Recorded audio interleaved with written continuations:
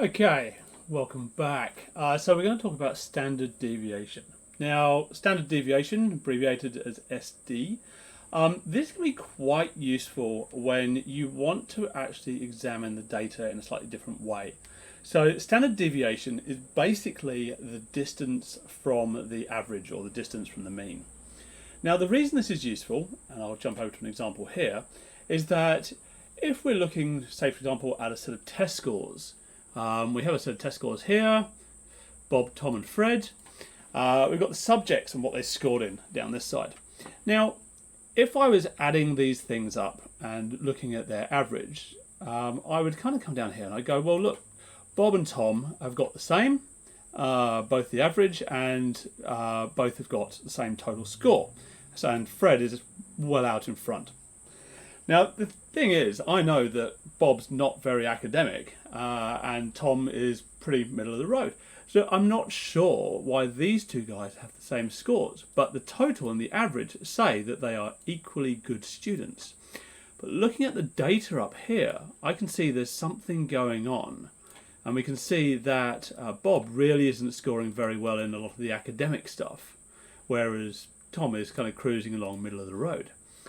What our standard deviation lets us do is actually look at how far the points are, or the points awarded in the scores, are from the average.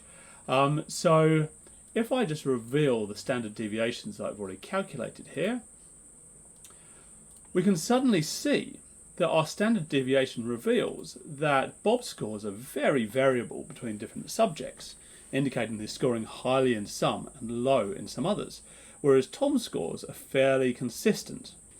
And we can see Fred is remarkably consistent. And so the standard deviation has given us basically more of an insight into these figures than we would have got if we were just using the total and the average alone.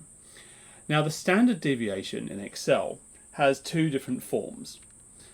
I'll just delete this one out so I can show you. We can bring it up by going equals and start typing in standard stdev. Now you'll notice there's a number here. We have two main ones that we want to look at, stdev.p or .s. Now, one of these is based on a sample of the population and one of these is based on the entire population. If we just had 3 students, for example, we could say it's the complete data set, so we'd use the P for the entire population. Whereas if we only had a sample of students, say these are 3 students out of 500, we might use the sample. So here I'm going to use the total population for this example. So once you've selected that, you can then hit the Tab key, and that does this, and then you just drag the standard deviation over your data set like so, close off the bracket, hit enter, and it calculates it out for you. There's not a huge amount between the standard dev P and the standard dev S. It more comes down to a change in the formula, which you're really not going to have to worry about at this stage. But it's worth knowing. You're likely going to be doing a sample because say, for example, you're interviewing people in aged care homes, you're going to be taking a sample of the entire population. You're not interviewing every single person. And we can see that the difference is fairly minor. So if you do use the wrong one, it's not going to affect your data too much, but it's not the right way. So always, for this sort of research, you'll be looking at a sample of the population. Okay, now, standard deviations are used in normal distributions a lot. Now, a normal distribution, I jump over here, is what gives us this bell curve. Now, you've probably seen these kind of bell curves in things like measure of man and woman when we're talking about ergonomics and hand sizes. What this bell curve basically is a distribution of people within a curve. So we can kind of work out whether people fall into an average range, above or below average, or they're low or high performers, for example. So if we look here, I have basically a set of test scores that range from 35% all the way up to 95% down here. with the mean score of 65 and standard deviation of 10. Now I've done something called calculating a normal distribution. Don't worry about that for the moment. But once I've plotted that, this gives me this curve. And this shows me that I have various students at various points.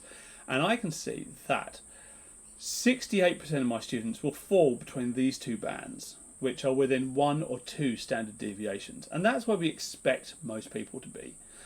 95% of our sample group will fall between these two outside bands. And that's within 2 standard deviations. And then our final 99.7% of people will fall basically within this 3 standard deviations. And I haven't popped in those ones, but that's right at these tips over here. So what we're kind of looking for when you're taking a sample is you're looking for things that fall outside of that kind of 2 standard deviations, sometimes 1.5, sometimes maybe even a bit more, depending how variable it is. But this is why we look at standard deviations. So you can start using a language like X, Y, or Z is significantly, which is a standard deviation term and a statistics term. This is significantly greater than the rest of the population because it falls more than 2 standard deviations outside of the rest of the group. So this is where we start talking in statistical language. I mean, at other times, always avoid significantly or statistically, because if you use those in academic speak, it means you've run the stats. So you must have done these kind of calculations to be able to say things like significantly. So if I said that Johnny scored significantly higher than the rest of the group, I would expect Johnny to be falling up in this kind of 95th 0.5 percentile upwards. And we can say someone with very big hands has significantly bigger hands than the group if they fall into this high group. Okay, so now that we've covered off that kind of normal distribution bell curve, we can kind of then apply it back to our data set.